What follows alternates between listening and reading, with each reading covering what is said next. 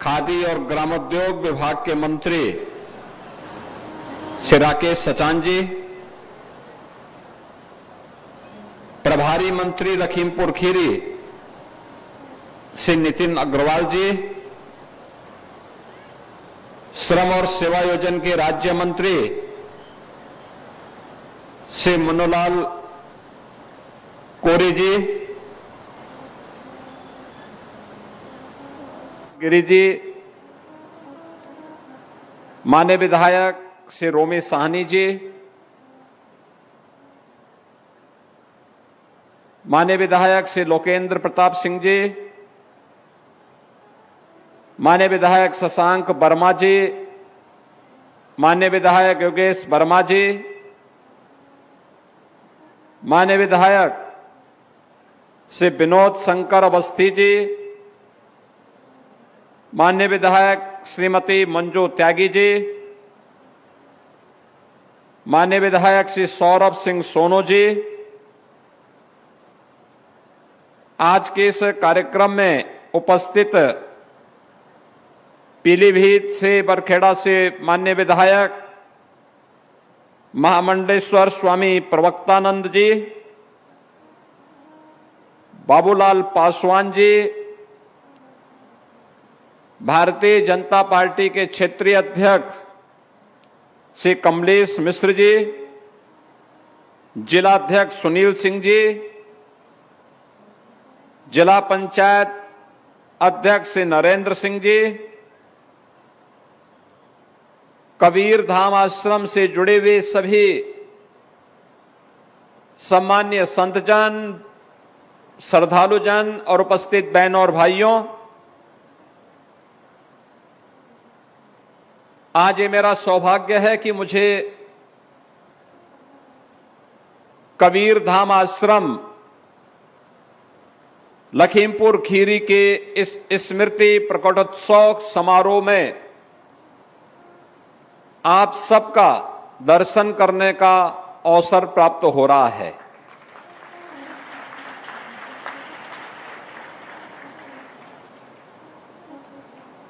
जब संत कबीर दास जी का नाम आता है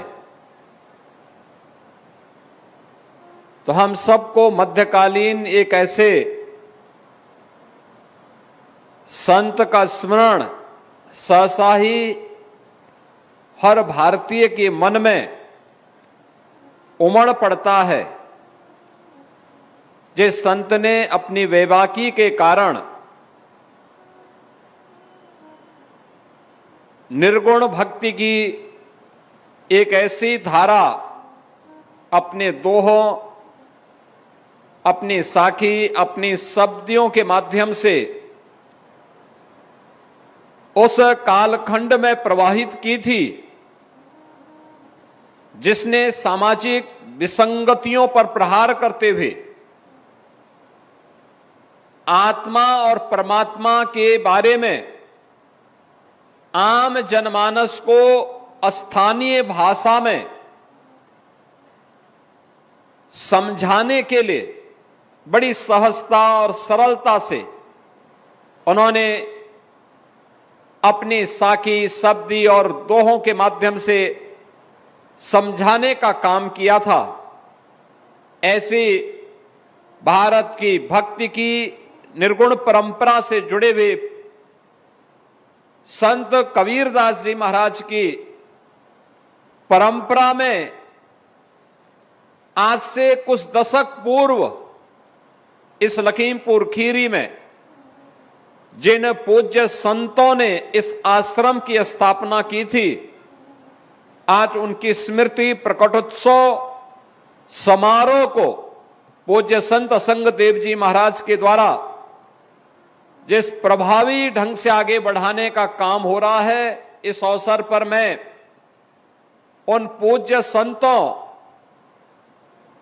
श्री क्षमा देव जी महाराज, पूज्य संत गुरुमन देव जी महाराज और इस परंपरा से जुड़े हुए उन सभी पूज्य संतों की जिनकी स्मृति के लिए प्रकटोत्सव आज यहां पर आयोजित हो रहा है, जिन्होंने कबीर दास जी की वाणी को अपने व्यवहारिक जीवन में उतार करके उसके अनुरूप जीवन जिया था, उन सब की स्मृतियों को नमन करते हुए मैं विनम्र श्रद्धांजलि अर्पित करता हूं और इस आयोजन के लिए श्री असंग देव जी महाराज को और उनके सभी अनुयायियों को हृदय से धन्यवाद भी देता हूं।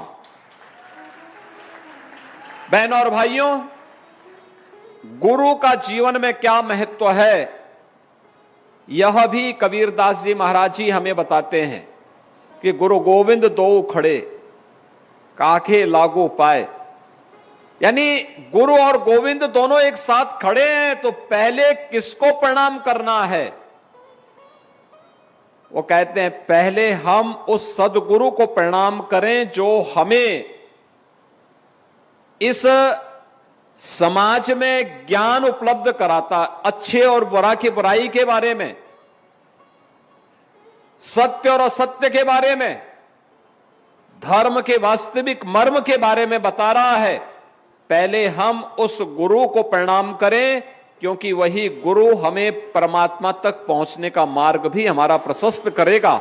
यह भी संत कबीर जैसे ब्रह्मज्ञानी संतों के द्वारा जब अपनी वाणी के माध्यम से समाज को बताया जाता है, समाज की उस समय की विसंगतियों के खिलाफ भी किस प्रकार का प्रहार उन्होंने किया था, खासतौर पर आज के समाज के लिए अत्यंत प्रासंगिक है, जिसमें लोगों के मन में अधिक से अधिक संपत्ति बनाने की एक होड़ सी लगी है, अधिक से अधिक संपत्ति हड़पने और बनाने की, जायज और नाजायज दोनों तरीके से। उनके बारे में भी कबीरदास जी ने जो बातें कही कि साई इतना दीजिए जामे कुटुंब समाए, मैं भी भूखा ना रहूं साधु न भूखा जाए, यह आज भी हमारे लिए उतना ही प्रासंगिक है जो मध्यकाल में प्रासंगिक था। यानी हमें परमात्मा उतना दीजिए जिससे मैं भी भूखा न रहूं और मेरे यहां कोई संत आ जाए, कोई सज्जन आ जाए, कोई जरूरतमंद आ जाए, वह भी भूखा न जाए, इतनी मेरी सामर्थ्य हो। यही प्रार्थना वह ईश्वर से करते हैं और ईश्वर से करते करते उन्होंने अपना पूरा जीवन, याद करिए ब्रह्मज्ञानी संत, लेकिन उन्होंने कभी अपना काम नहीं छोड़ा। जो उनकी वृत्ति थी उस वृत्ति से, क्योंकि कर्म को ही उन्होंने जीवन का सब कुछ माना। भारत के संतों की परंपरा ने हमें कर्म से विरत रहने के लिए कभी नहीं कहा। संत तुलसीदास जी भी इसी बात को कहते हैं, कर्म प्रधान विश्व को राखा, जो जस करहि सो तस फल चाखा। यानी कर्म ही जीवन का सब कुछ है। अच्छा कर्म करेंगे तो पुण्य प्राप्त होगा, बुरा कर्म करेंगे तो उस पाप के भागीदार बनने से आपको कोई रोक नहीं सकता। उस पाप का भागीदार तो बनना ही बनना पड़ेगा। यह भी भारत के ही संतों का उपदेश हम सब के लिए है। यह एक प्रेरणा है। और काशी की धरती पर जन्म लेकर के संत कबीरदास जी अपने अंतिम समय में वह मगहर आ गए थे। मगहर के बारे में यह मान्यता थी, गोरखपुर से सटे हुए जो आज संत कबीरनगर जनपद है, उस जनपद के मगहर के बारे में यह मान्यता थी कि वहां पर कोई मरता है तो सो नरक मिलता है।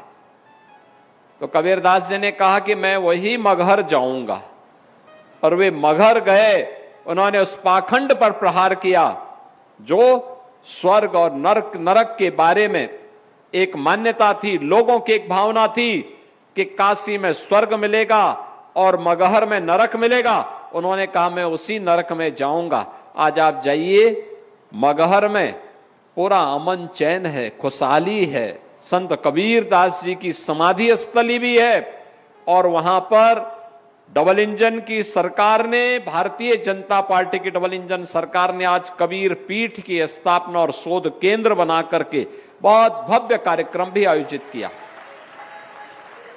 स्वयं प्रधानमंत्री मोदी जी ने उसका शिलान्यास किया और पूर्व राष्ट्रपति माननीय श्री रामनाथ कोविंद जी उस कार्यक्रम में हम लोगों ने आमंत्रित किया था। उनके हाथों से उसका लोकार्पण का कार्यक्रम भी वहां पर संपन्न हुआ। यानी हम कर्मों को प्रधानता न देकर के केवल उन मान्यताओं पर विश्वास जब कर लेते हैं, याद रखना आप अच्छे हो या बुरे हो, ये इस बात पे निर्भर करता है कि आपका कर्म कैसा है। अगर बुरा कोई व्यक्ति करता है और वह अच्छे फल की आशा करता है तो मुझे लगता है कभी संभव नहीं हो सकता है। हमें अच्छा करना चाहिए, अच्छे फल हमें प्राप्त होंगे।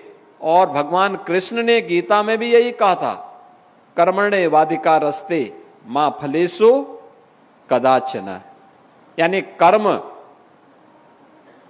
सब कुछ है, हमें अपने कर्म पर विश्वास करना चाहिए। कर्म कौन? जो निष्काम हो। फल की चिंता मत करिए, वह तो आपको अपने आप ही प्राप्त होगा।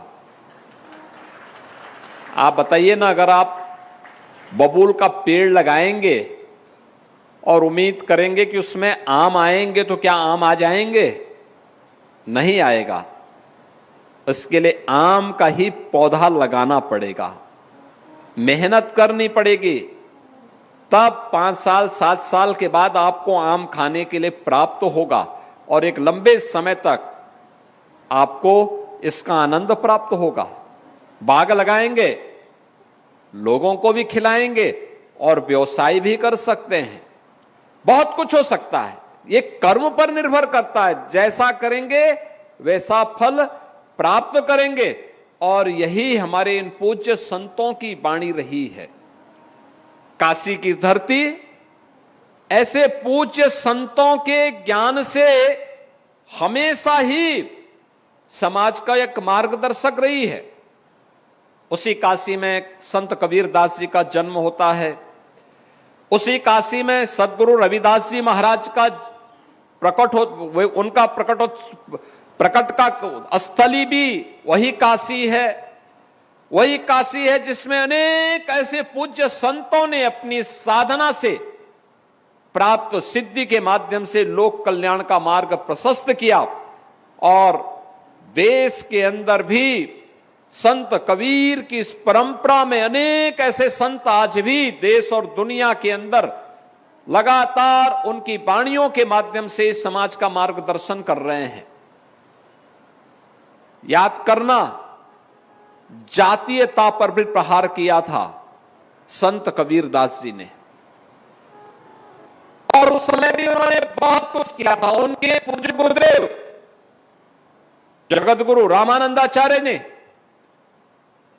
उस समय उन्होंने इस बारे में कहा था, जातीय विसंगतियों पर और उस समय की छुआछूत और अस्पृश्यता के भाव पर भी उन्होंने बहुत प्रभावी हमला किया था।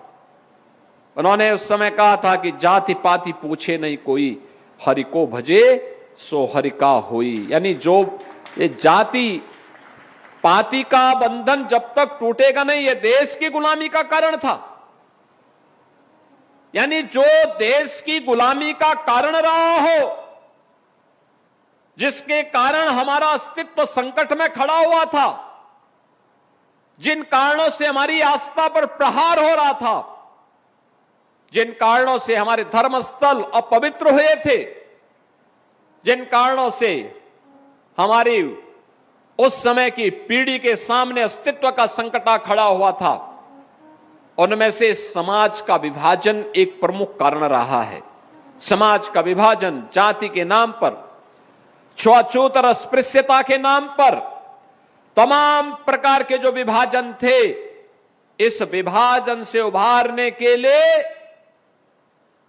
उस समय भी गुरु रामानंद जी महाराज ने, संत कबीरदास जी महाराज ने, सदगुरु रविदास जी महाराज ने, अन्य ऐसे अनेक पूज्य संतों ने, महाराष्ट्र की धरती पर भी तमाम ऐसे पूज्य संत हुए जिन्होंने उस समय के समाज को एक नई दिशा दी, और उनकी वाणी आज भी उतनी ही प्रासंगिक है जितना उस समय थी। उनकी प्रासंगिकता एक शाश्वत भाव के आधार पर है, और शाश्वत भाव हर देश, हर काल, हर परिस्थिति में समान रूप से लागू होती है। बहनों और भाइयों, आज जब हम यहां पर कबीर धाम आश्रम से के संस्थापक पूज्य संतों की स्मृति प्रकटोत्सव कार्यक्रम के साथ जुड़े हुए हैं, उन स्थितियों में हम सबका दायित्व बनता है। आज हमारा भारत विकास की जिन नई बुलंदियों को छूता हुआ दिखाई दे रहा है, एक नया भारत है। एक नया भारत जो अपनी विरासत पर भी गौरव की अनुभूति करता है, और जो विकास के नित नए प्रतिमान को स्थापित करते हुए लगातार दुनिया के अंदर एक ताकत के रूप में अपने आप को स्थापित कर रहा है। आप अनुमान करिए ना, आज से 10 वर्ष पहले, 8 वर्ष पहले कोई कल्पना करता था कि अयोध्या धाम में श्री राम जन्मभूमि पर भगवान राम का मंदिर बन पाएगा? जब राम भक्त इसके लिए आवाज उठाते थे तो लोग बोलते थे कि सपना ही बना रहेगा। राम भक्त कहता था कि नहीं, हमें कितना भी संघर्ष करना पड़ेगा, हम करेंगे। 500 वर्षों से संघर्ष है, आगे भी संघर्ष करेंगे, लेकिन हम अपने मुद्दे से भटकेंगे नहीं। याद करिए, जब एकजुटता होती है ना, असंभव भी संभव हो जाता है। आज आप अयोध्या धाम में जाएंगे, भगवान राम का भव्य मंदिर का निर्माण हो चुका है। जो अयोध्या वीरान थी, आज फिर से वहां रौनक आ गई है। यानी अयोध्या धाम में गत वर्ष 6 करोड़ से अधिक श्रद्धालु दर्शन करने के लिए आया था। 6 करोड़ से अधिक श्रद्धालु अकेले अयोध्या धाम में। जिस अयोध्या में बामुश्किल कुछ लाख श्रद्धालु आ पाते थे, आज गत वर्ष 6 करोड़ श्रद्धालु आए थे, और इस वर्ष तो ये संख्या और भी बढ़ेगी, क्योंकि प्रयागराज महाकुंभ के कारण 13 जनवरी से लेकर के और 27-28 फरवरी तक हम लोगों ने देखा कि प्रतिदिन 10 लाख श्रद्धालु अकेले अयोध्या धाम में आता था दर्शन करने के लिए। बहनों और भाइयों, ये बातें इस बात को दिखाती हैं कि हम जब भी प्रयास करेंगे उसके परिणाम आएंगे। यानी कोई भी व्यक्ति जो इन धार्मिक स्थलों में जा रहा है, श्रद्धा भाव के साथ जा रहा है, निष्काम भाव के साथ जा रहा है, वह सही मार्ग पर ही जाएगा, सही दिशा में ही जाएगा, भटकेगा नहीं। किसी विदेशी ताकत के द्वारा उसको खरीद फरोख्त नहीं किया जा सकता, उसको समाज की मुख्य धारा से कोई भटका नहीं सकता है, और इसीलिए समाज की आस्था पर प्रहार करने के लिए समाज विरोधी तत्वों के द्वारा लगातार आज भी प्रयास हो रहे हैं, लगातार प्रयास हो रहे हैं। एक बांटने की साजिश, जाति आधार पर समाज को विभाजित करने की साजिश, लगातार प्रहार हो रहे हैं, और दूसरी ओर आस्था पर प्रहार।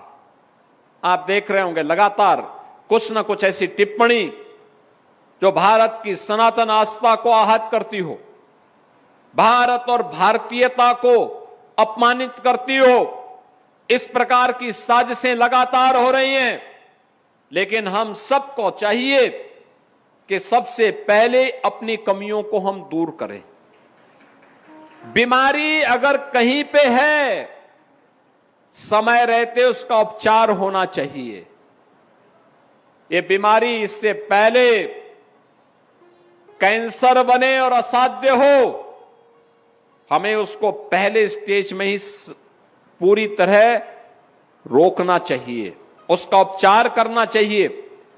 और अगर हमने समय रहते उपचार कर लिया तो वही बाद में बड़ा घाव बनने या कैंसर बनने से हम उसको रोक सकते हैं।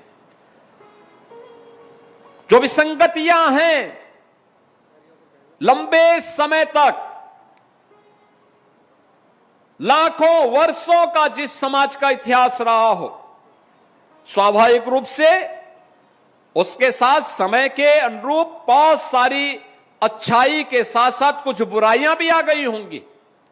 उन बुराइयों को हमें समय समय पर संतों की वाणी के माध्यम से, परिमार्जन का मार्ग भी हमें उसके माध्यम से निकालना है, उसका समाधान का रास्ता निकालना है और उस मार्ग का अनुसरण करना है जो हमें सन्मार्ग पर चल करके लोक कल्याण के लिए और अंततः राष्ट्र कल्याण के लिए समर्पित कर सके। अभी यहां पे असंग देव जी महाराज जब बोल रहे थे तो उन्होंने कुछ बातें कही, गो सेवा की बात भी की, अपने माता पिता की सेवा की बात भी की, समाज के प्रति समर्पित भाव के साथ कैसे कार्य करना है इसके बारे में भी वो कह रहे थे। और अंततः सभी समस्याओं का समाधान एक ही है कि हम सब अपने आप को अपने राष्ट्र के प्रति समर्पित कर दें। राष्ट्र भक्ति के प्रति समर्पण का भाव सभी मनोकामनाओं की पूर्ति का एक माध्यम है।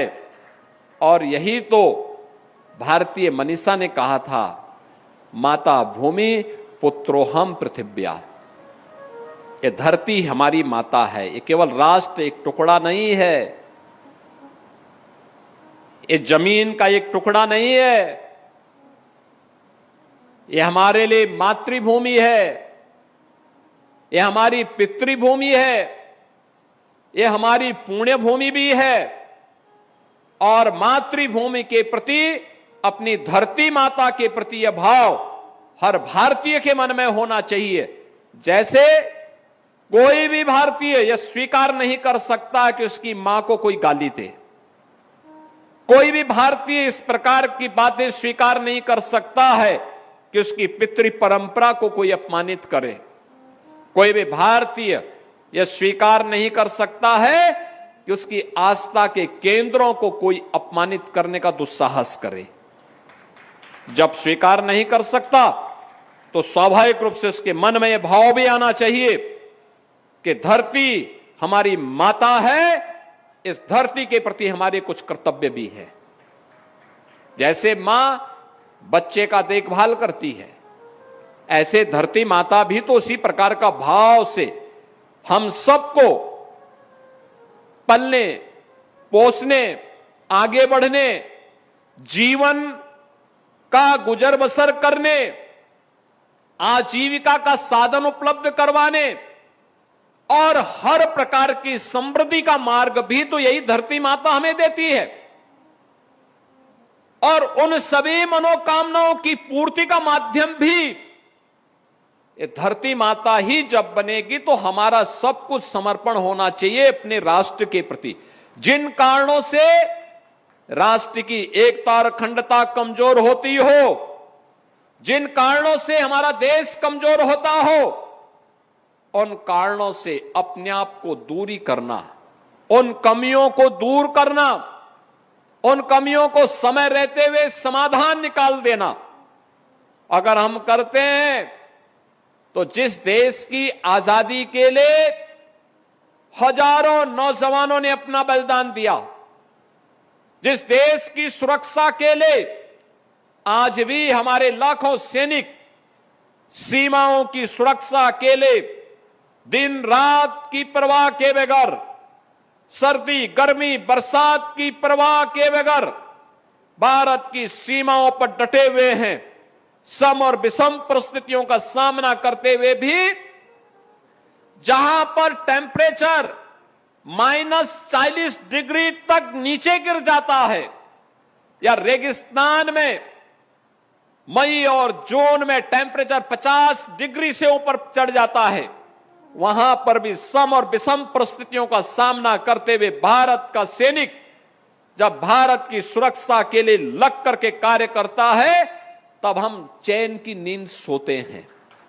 तब हर भारतीय अपने आप को सुरक्षित महसूस करता है। और ये लंबे समय से लगातार ये चला आ रहा है। क्या उस देश के प्रति हम अपने कर्तव्यों का एहसास अपनी वर्तमान पीढ़ी को या हर भारतीय के मन में करा पाएंगे? अगर ये भाव हमारे मन में आता है, कोई कारण नहीं कि भारत दुनिया की एक ताकत बन करके न उभरे।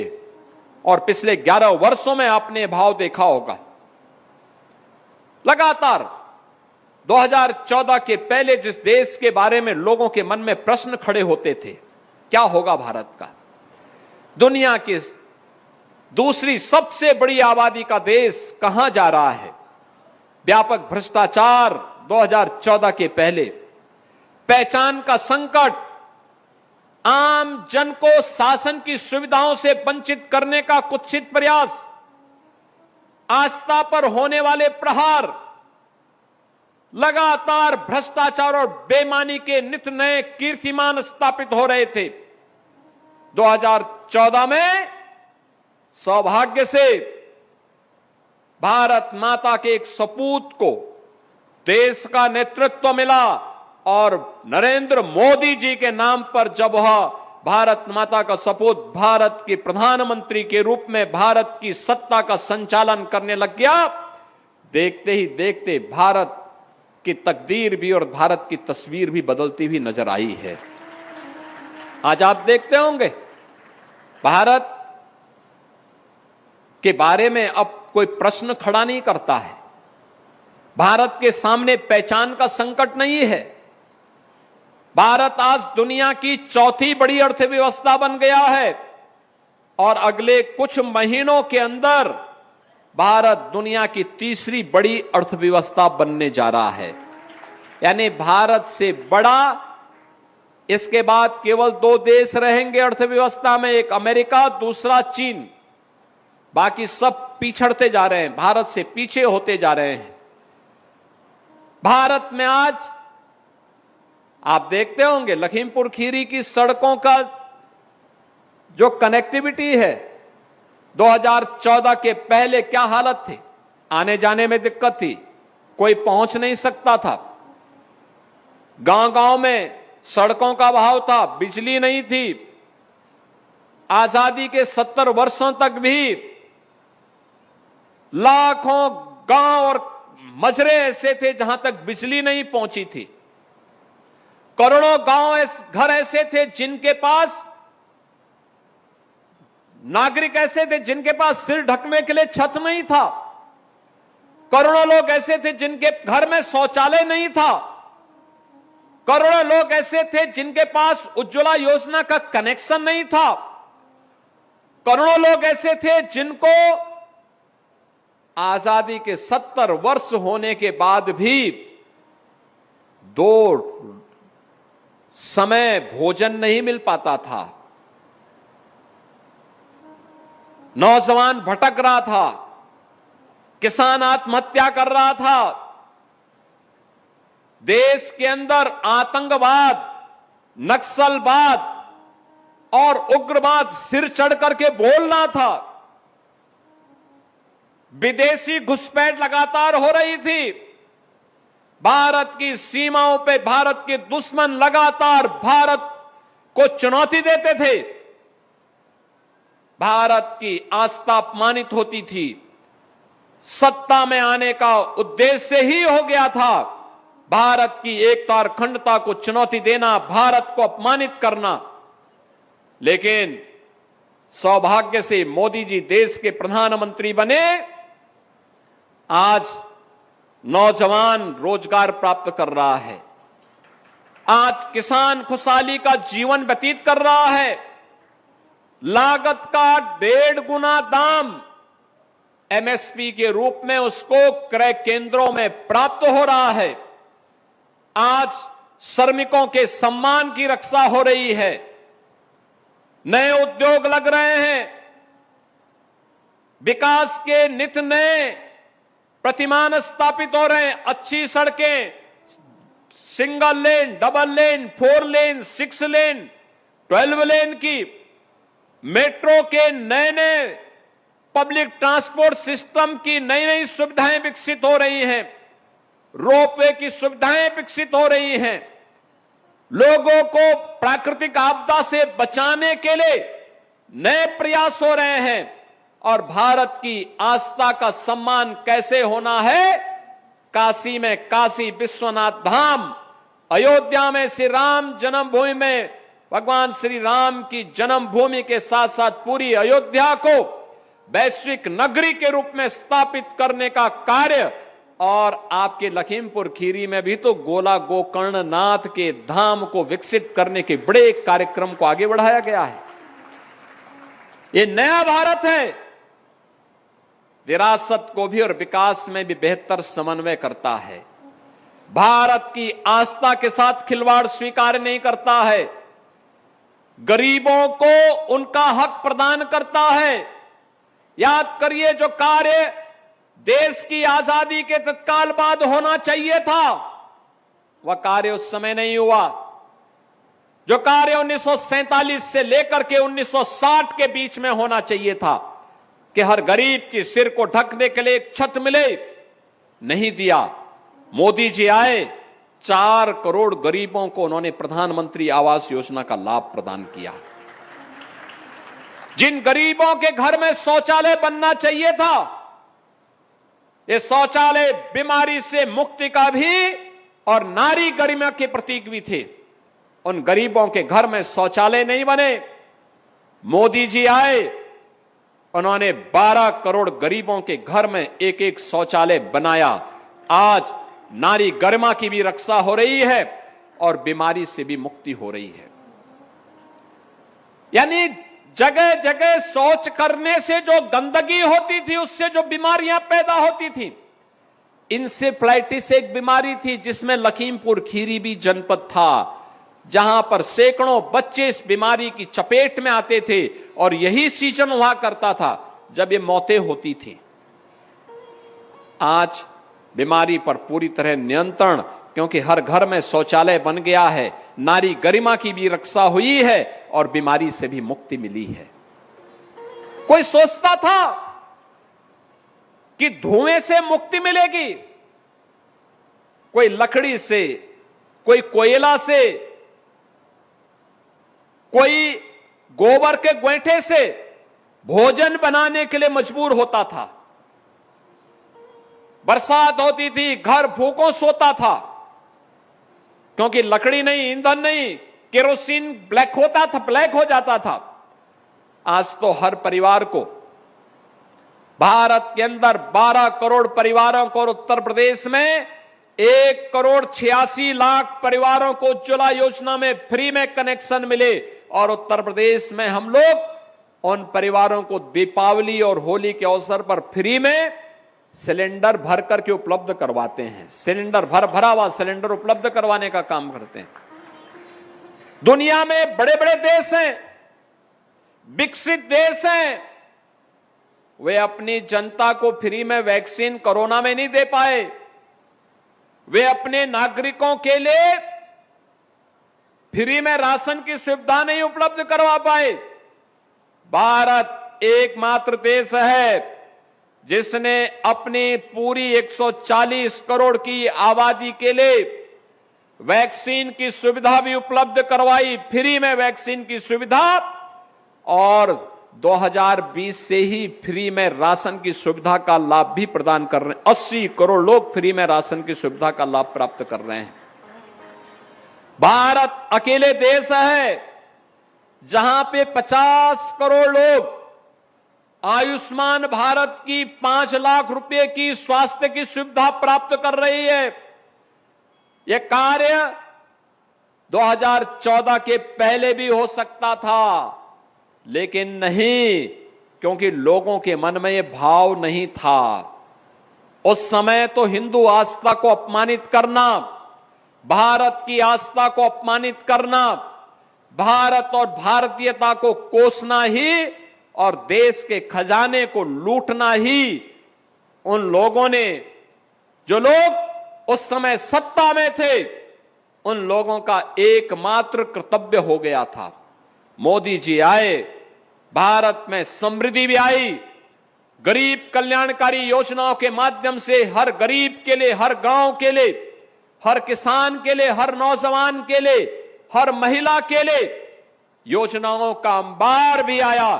आज नया भारत दुनिया के अंदर अपनी ताकत का एहसास करा रहा है, और यह तब होता है जब मन में राष्ट्रीयता का भाव हो, राष्ट्र सर्वोपरि का भाव हो।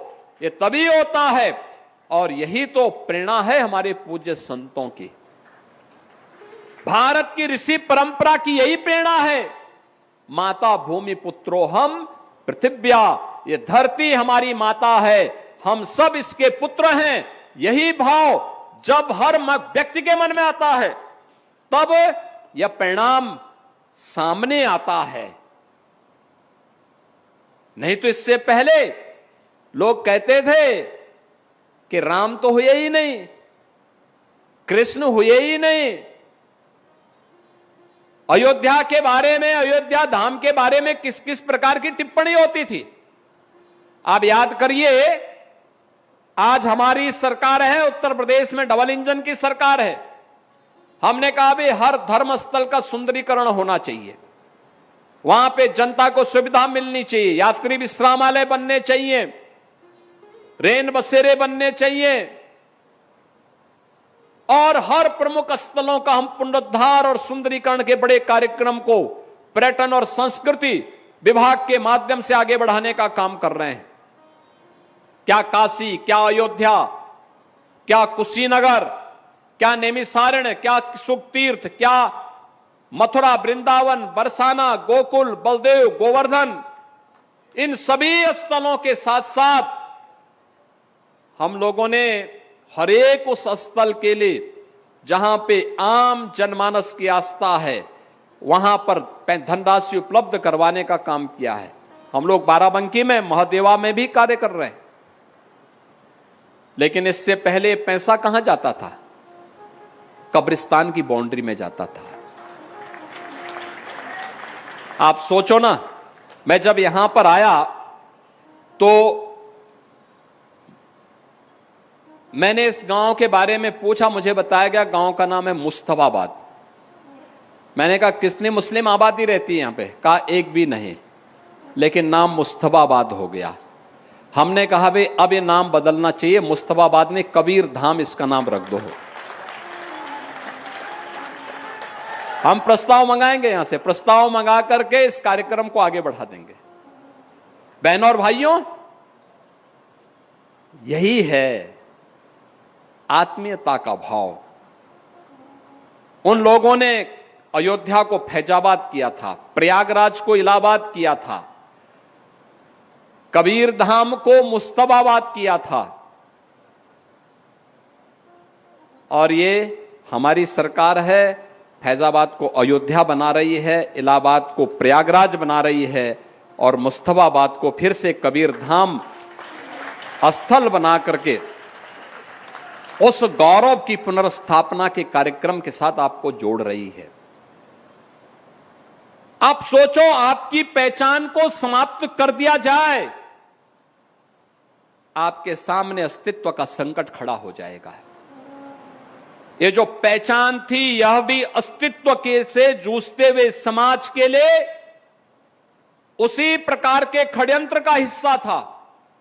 और खासतौर पर इस सीमावर्ती क्षेत्र में तो और भी यह महत्वपूर्ण पड़ता है। लखीमपुर खीरी केवल एक जनपद नहीं, क्षेत्रफल के हिसाब से देखेंगे तो प्रदेश के सबसे बड़े जनपदों में लखीमपुर खीरी की गिनती होती है।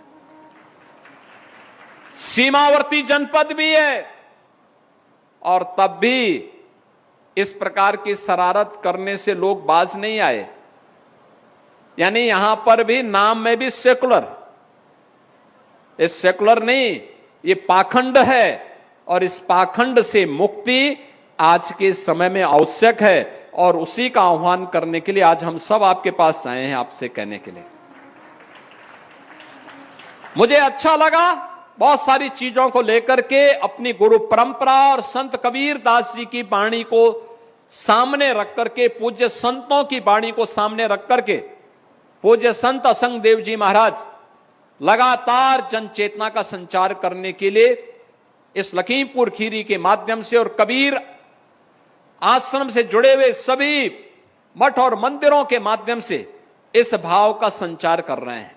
और मैं अक्सर देखता था, जब भी मैं लखीमपुर खीरी आया हूं, मैं लगातार इस बात को देखता था कि उनके सभी संतों के मन में एक जज्बा है, देश के लिए कुछ करने की एक तमन्ना है, देश के लिए राष्ट्रीयता के उस भाव के साथ जुड़ने का एक अंतःकरण से उनके मन में एक नई तमन्ना देखने को मिली।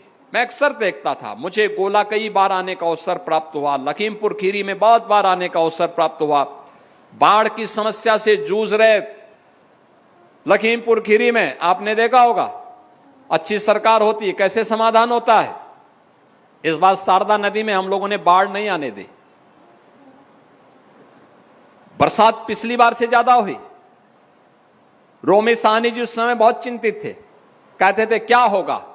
हमने कहा ऐसी व्यवस्था करवा देंगे कि बाढ़ भूल जाएगी आना आपके जनपद में।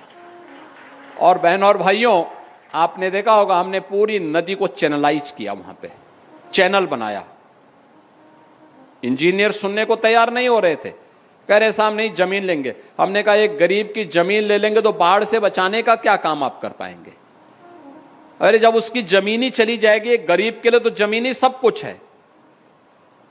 हमने कहा जमीन किसी किसान की नहीं लेंगे, किसान को उसकी खेती बाड़ी करने के लिए जमीन देंगे, लेकिन बाढ़ की समस्या का भी समाधान निकालेंगे। और वह निकालेंगे नदी को ड्रेजिंग करके और चैनलाइज करके। आपने देखा होगा हमने ड्रेजर मंगवाए प्रयागराज से, मैं स्वयं मौके पे आया था, सभी यहां के हमारे जनप्रतिनिधिगण गए, और परिणाम क्या कि वहां पर शारदा नदी में पूरी मशीनरी एक साथ लगी।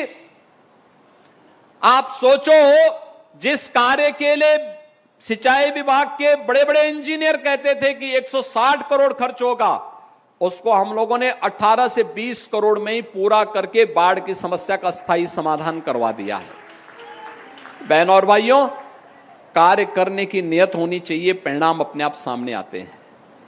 और परिणाम सामने आने के लिए इन पूज्य संतों के सानिध्य में आप काम करिए।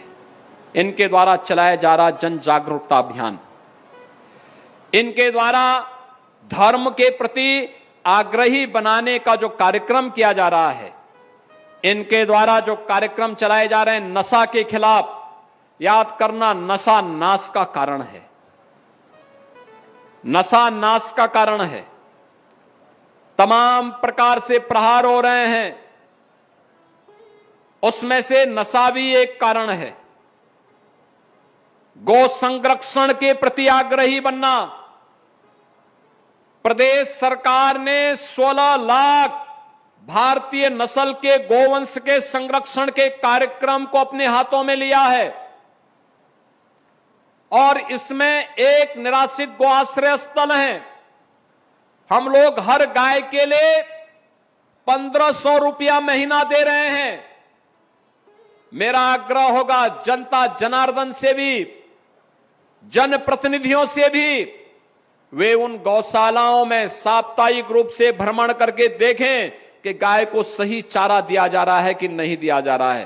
क्योंकि अगर हम केवल जाएंगे, आपको कुछ नहीं करना है, आप केवल जाएंगे वहां सफाई ठीक है कि नहीं है, गाय को चारा ठीक दिया जा रहा है कि नहीं दिया जा रहा है, सर्दी से गर्मी से बचाव की व्यवस्था है कि नहीं है, अगर आप इतना भी देख लेंगे तो गौ माता की बड़ी कृपा आपके ऊपर बरस जाएगी, बड़ी कृपा हो जाएगी। याद रखना, हमें गौ माता को तस्करों के हाथों में जाने से बचाना है, और धीरे धीरे करके हमारा प्रयास हो कि जो हमारी खेती अभी केमिकल और फर्टिलाइजर से ऊसरता की तरफ जा रही है।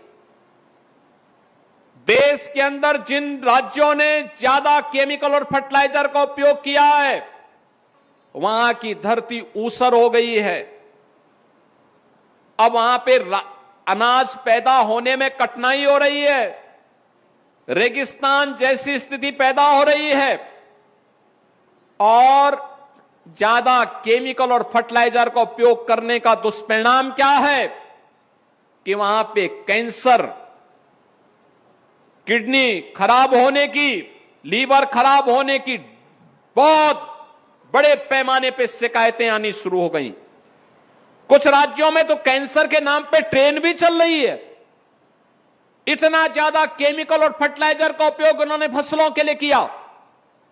और इसीलिए आप सबसे मेरा आग्रह होगा, लखीमपुर खीरी खेती किसानी वाली भूमि है, बहुत उर्वरा भूमि है, अत्यंत उर्वरा भूमि है यहां की। हम धीरे धीरे करके, जिसके पास 10 एकड़ खेती है वह प्रयास करे कि पहले चरण में 2 एकड़ और धीरे धीरे करके उसको प्राकृतिक खेती की तरफ लेकर के चले। यानी प्राकृतिक खेती में देसी भारतीय गोवंश, एक गाय 1 वर्ष में 30 एकड़ खेती के लिए आपको वह सब कुछ दे देगी जो फर्टिलाइजर, केमिकल और पेस्टिसाइड से आपको प्राप्त होता है, उससे अच्छा देगी। और ये जो भी प्रोडक्ट होगा, जो भी खाद्यान्न होगा, ये जैविक खाद्यान्न होगा, जैविक खाद्यान्न होगा। इस जैविक खाद्यान्न से बीमारी नहीं होगी। आपको उस दिशा में आगे बढ़ने का प्रयास करना चाहिए। यह भी एक राष्ट्रभक्ति है।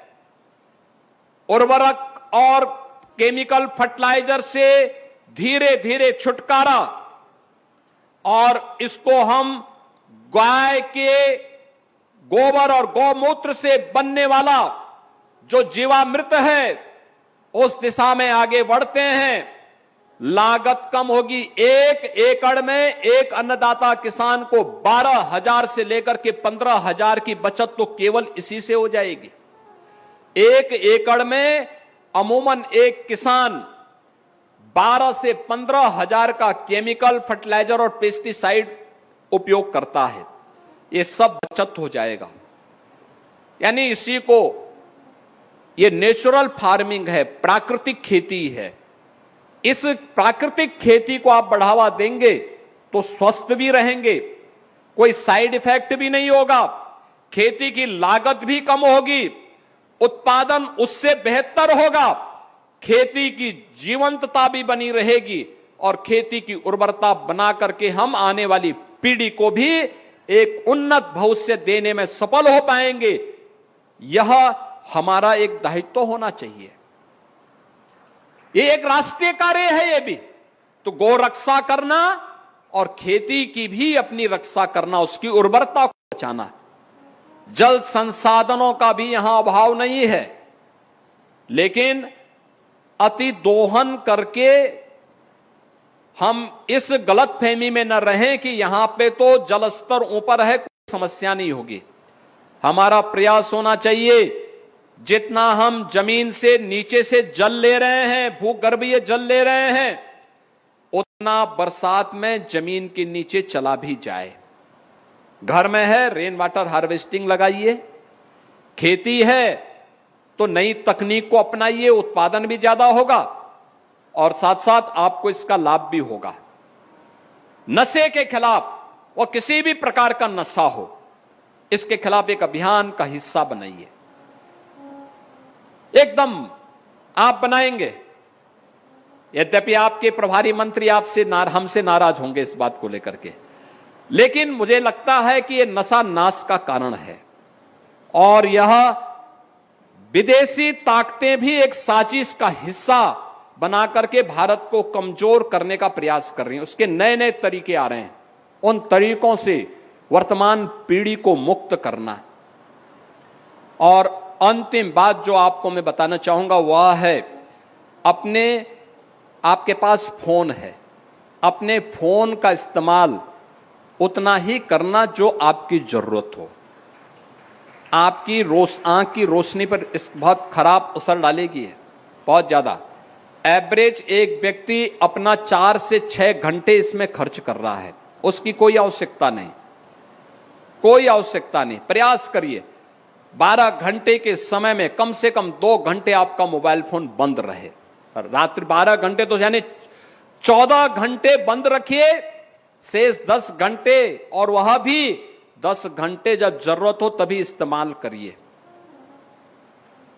किसी प्रकार की मानसिक आघात से बचेंगे और साथ साथ आंख की ज्योति भी बनी रहेगी।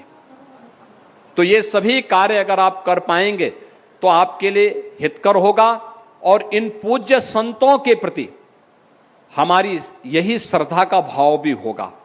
आज के इस अवसर पर यहां पर विकास संबंधी बहुत सारे प्रस्ताव हमारे पास आए हैं। इन सबको भी हम अपने पर्यटन और संस्कृति विभाग के माध्यम से आगे बढ़ाने का काम करेंगे।